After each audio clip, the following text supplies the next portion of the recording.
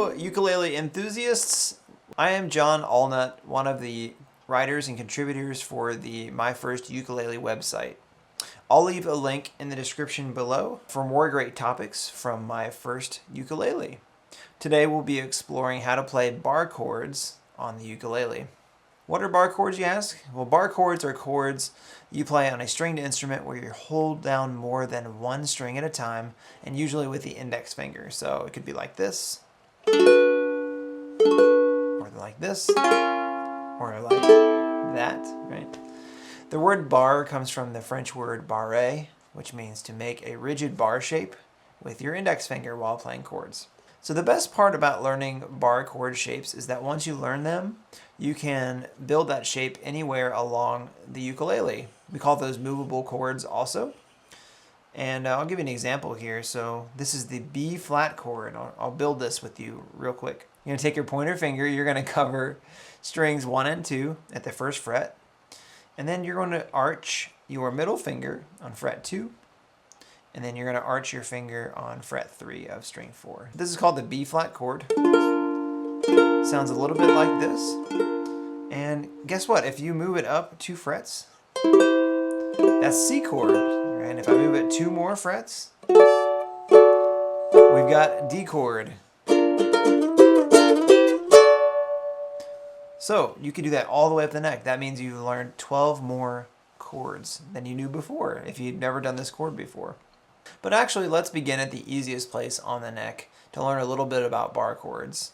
And that would be all of the open strings. Believe it or not, these 4 open strings are part of a chord known as A minor 7 or C6. Do you own a capo? If you do own a capo, go ahead and grab that real quick. When I add the capo on to the ukulele, it will sound like this. And if I raise it up again, it'll sound about the same, just raising. You're basically shortening the instrument when you put a capo on, right? So before it was a C6, and now it's a D6 chord. A capo is generally very useful for changing a key of a song very easily, and you can use the open chord shapes whenever you're playing that, and you'll just play it kind of above. So, for instance, this would be C, but really it's D, so you have to think about that. So let's not use the capo, and let's find that same place. So that was fret 2. We're going to make our finger the capo instead, and squeeze with your thumb in the back and your pointer finger. It should come out. Right? If you get a sound that sounds like this, or like buzzy, that means you need to squeeze a little bit more. Right? And if you still have trouble, you can actually do this thing called a double stack. You take your pointer finger, and then you take your middle finger on top of that. And that can sometimes give you that little extra squeeze that you need in order to get those notes out, right? So if you're still struggling to get the sound out even after the double stack, there's a chance that your ukulele might be not set up yet. And what set up means is that the strings are just low enough where you barely have to squeeze in order to make a sound. Right? And so you shouldn't have to go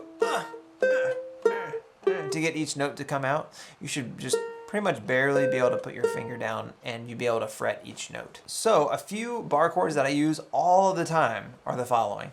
The B flat chord I showed you, so that was from the ceiling to the floor, 3, 2, 1, 1.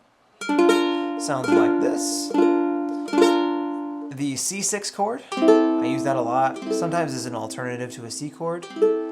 Also known as an A minor 7 chord, which can also be used as an A minor. The B7 chord on the 2nd fret I use a whole lot, and so what you do for that is you would bar all of fret 2, then you'd add your middle finger to this 3rd string, right, and the 3rd fret. I definitely use the B7 chord a whole lot, right? And then one other one I use on the 2nd fret is the D7. So instead of holding this chord like this, if you take your middle finger and you move it to the 1st string, that's a D7 chord. Right? One finger totally changes everything. So my best suggestion to you about how to practice bar chords is to try adding one to a song that you're learning already.